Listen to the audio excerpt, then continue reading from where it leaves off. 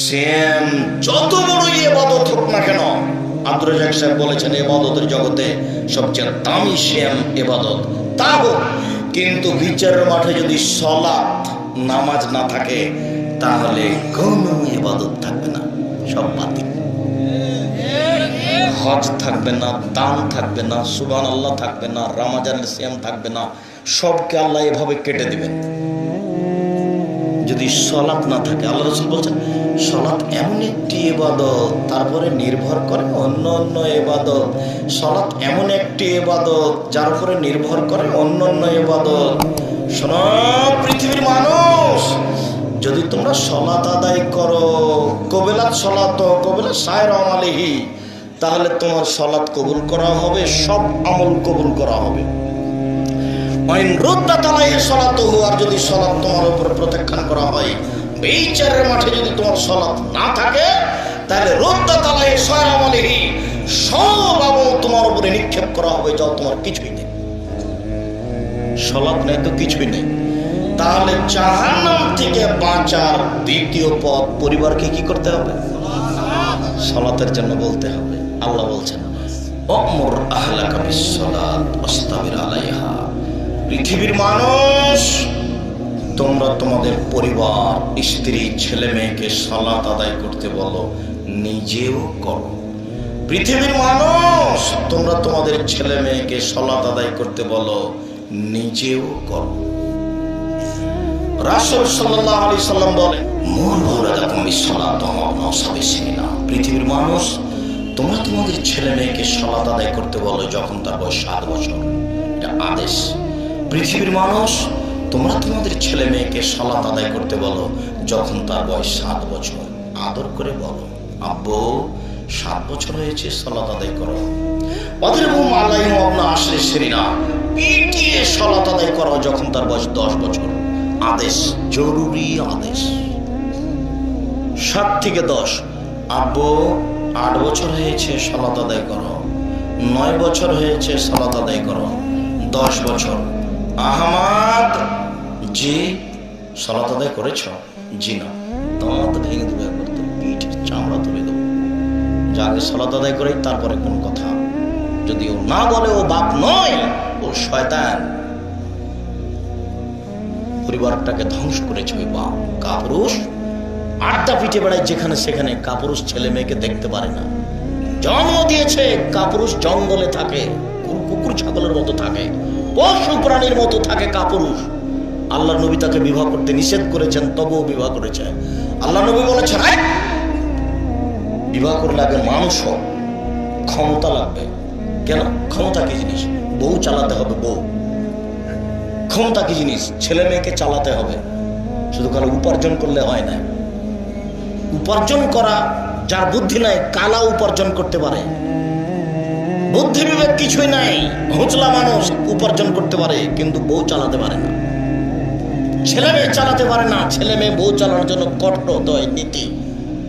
কঠোর হওয়া লাগে, নীতি লাগে, নীতি।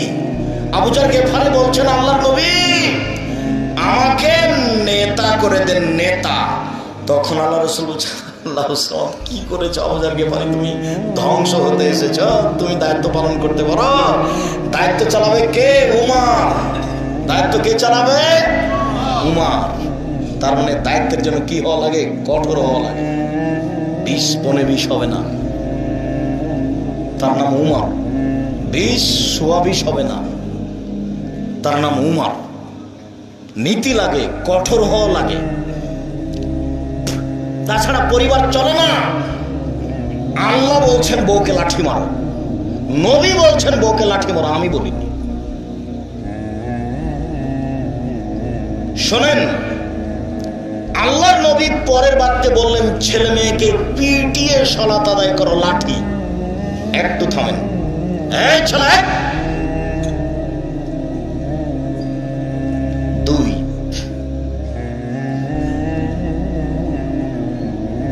অনফিক আলা ইয়ালিক মিন তাওলিক। এই জায়গাতে 3টা কথা বলেছেন আল্লাহর নবী। 1, অনফিক আলা ইয়ালিক মিন তাওলিক। তুমি তোমার উপার্জিত সম্পদ ছেলে মেয়ে বইয়ের পিছনে খরচ করো। 1। ওয়ালা তারফাউ আসাকা আদামান মিন আহলিক, তোমার পরিবার হতে লাঠি উঠিয়ে নিও না। 3 অখিফুম ফিল্লাহ, তোমার পরিবারকে আল্লাহর ভয় দেখাও। ভালো করে বুঝেন, বাপকে বলছে আল্লাহ নবী, স্বামীকে বলছে, এক, নিজে উপার্জন করে ছেলে মেয়ে বউকে খাওয়াও। বাপ শেষ পর্যন্ত ছেলে মেয়ে লালন পালন করবে ভিক্ষা করে, এটা আমার 3 নম্বর স্তরে আছে বা 4 নম্বরে আছে। 1 নম্বরে বাপের জমি বিক্রি করে ব্যবসা করবে, ব্যবসা বড় না হলে কলা বিক্রি করবে, নইলে চকলেট বিক্রি করবে, নইলে মানুষের বাড়িতে কাজ করে ছেলে মেয়েকে পড়াবে। যদি কাজ করতে না পারে শেষ পর্যন্ত বাপ কি করবে? ভিক্ষা করে ছেলে মেয়েকে পড়াবে। মেয়ে গার্মেন্টসে যেতে পারে না, বাপের শেষ পরিণাম কি? ভিক্ষা। তবু ওই বাপের ছেলে মেয়ে গার্মেন্টসে যেতে পারে না, অসম্ভব। যে কোনো অন্যায় উপার্জন করতে যেতে পারে না, বাপ বেচা আছে, ও বাপ ভিক্ষা করে খাওয়াবে। আমি আপনাকে বুঝাতে পারিনি, আমি অক্ষম। আল্লাহ নবী বলছেন, তুমি তোমার ছেলে মেয়েকে তোমার উপার্জন খাওয়াও। কিভাবে খাওয়াবে? কিছু করতে পারবে না, কি করবে? ভিক্ষা করবে। সেটাও তার উপার্জন। ভিক্ষা জায়েজ, তবে ভালো নয়। না, বুঝাতে পারি না কথা মনে হয়। ভিক্ষা জায়েজ, তবে ভালো নয়। শেষ পর্যন্ত বাপ ছেলে মেয়েকে কি করে খাওয়াবে? ভিক্ষা করে খাওয়াবে। তবু মেয়ে গার্মেন্টসে যেতে পারে না। জাতিকে বুঝাতে পারলাম না বাপ কাকে বলে। 2 লাঠি দাও, ছেলে মেয়েকে লাঠি লাগে। 3 আল্লাহর ভয় দেখাও। আমি অনুবাদ, 2টা হাদিস গেল লাঠি। 3 নম্বর হাদিস, আল্লেক আসাকা আলা বাহবে, তুমি তোমার লাঠি দরজায় ঝুলিয়ে রাখো। তোমার লাঠি দেখে যেন ছেলে মেয়ে স্ত্রী বুঝতে পারে, বাবা একটু 19-20 হলে লাঠি। এসব কথা আমি বলিনি, আমি একজন অনুবাদক। মুহাম্মদ সাল্লাল্লাহু আলাইহি ওয়াসাল্লাম বলেছেন, পৃথিবীর সবচেয়ে ভদ্র মানুষ, পৃথিবীর সবচেয়ে শিক্ষিত মানুষ, পৃথিবীর সবচেয়ে নম্র মানুষ, পৃথিবীর সবচেয়ে সম্মানী মানুষ, এত বড় সম্মানী ভদ্র মানুষ কিয়ামত পর্যন্ত কেউ জন্ম নেবে না, তার নাম মুহাম্মদ সাল্লাল্লাহু আলাইহি ওয়াসাল্লাম। ইনি বলছেন যে পরিবারকে কন্ট্রোল করার জন্য লাঠি ঝুলিয়ে রাখা। আমি আদর্শ পরিবারের কি আলোচনা করব? আমি আদর্শ পরিবারের কি আলোচনা করব? 3 নম্বর হাদিস গেল লাঠির। 4 স্বামী হলে 5টা জিনিস লাগে, বাপ হলে 5টা জিনিস লাগে, স্বামী হলে 5টা জিনিস লাগে। 1 যে মানের খাচ্ছ সে মানের খাওয়াবা বউকে ছেলে মেয়েকে।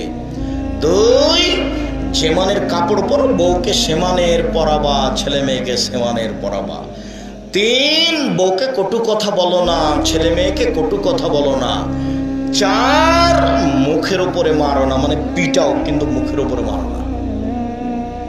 পিটাতে আল্লাহর নবী বলছেন 4 নম্বরে। কটু কথা আর পিটন দুটো এক নয়। পিটাও, বউ ছেলে মেয়েকে পিটিয়ে ঠিক করো।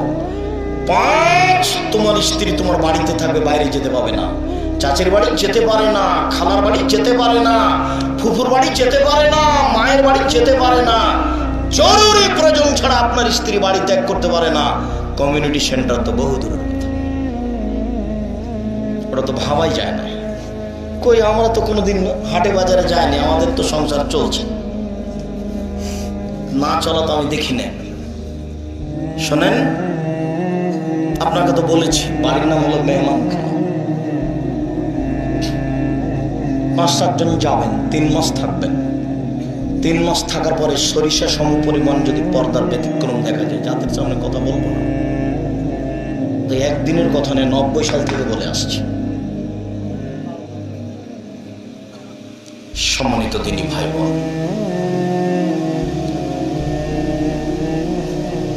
আল্লাহ বুখারীর হাদিসে আর একবার বলছেন, ওয়াজরিবহা, তুমি তাকে পিটাও। 5টা হাদিস পেশ করলাম আপনার সামনে ছেলে মেয়ে বউকে পিটানোর জন্য। তার মানে তাহলে কি যখন তখন পিটাবেন? আল্লাহ নবী বলছেন, তোমার সবচেয়ে পৃথিবীতে আদরের বস্তু হচ্ছে বউ। বউ এত আদরের বউ, এত আদরের বউ, এত আদরের বউ হচ্ছে বগুড়া সোনাতলা হাটের আদরের মালসা। ওকে আদর করতে হয়, ওকে ঢেকে রাখতে হয়, ওকে ঘেরে রাখতে হয়, বউকে লাঠি দিয়ে পিটাতে হয় সময়ে, কথা আল্লাহ নবী বলছেন। ও কমিউনিটি সেন্টারে কেন এখনো এসেছে, ঠোঁটে সে এলে মেঘা আছে, কি যেন মেখা আছে ওগুলো ঠোঁটে, খারাপ লাগে না? আইলা মাইলা আস্কারা মাস্কারা পরে আছে, টাকা দিয়েছেন আপনি আর ভ্যান চালক দেখে, খারাপ লাগে না আপনাকে? সাজাচ্ছেন ও সাজগোজ করেছে আপনার টাকা দিয়ে, আর ওকে দেখছে কে? ওর দেবর আর ভ্যান চালক, রিক্সাওয়ালা। আপনি এক বোকা।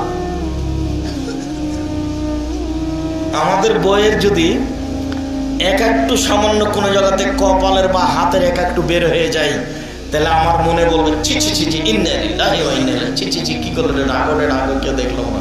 তার ওর দেখার আগে মনে হয় আমাদের শরীরে হতে রাঙটা কেটে গেল মনে হয়। আপনাকে কেমনে এটা ভালো লাগে যে ল্যাংটায় ঘুরে বেড়াচ্ছে? ছি ছি, আপনি পুরুষ না নাকি? ছি, নাউজুবিল্লাহ মিন যালিক, নাউজুবিল্লাহ। শুনুন, 15 বছর বয়সের ছেলে নামাজ পড়ে না, তার বাপ বেঁচে আছে, এই কথা আমি বলিনি যে আছে।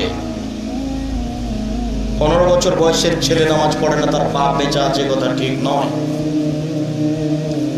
7 থেকে নিয়ে 10 পর্যন্ত বলতে হবে আদর করে, 10 থেকে নিয়ে 15 পর্যন্ত পিটিয়ে বলতে হবে। তারপরে যদি ছেলে নামাজ না পড়ে, সালাত আদায় না করে, সেই ছেলে আপনার সাথে থাকতে পারে না, অসম্ভব।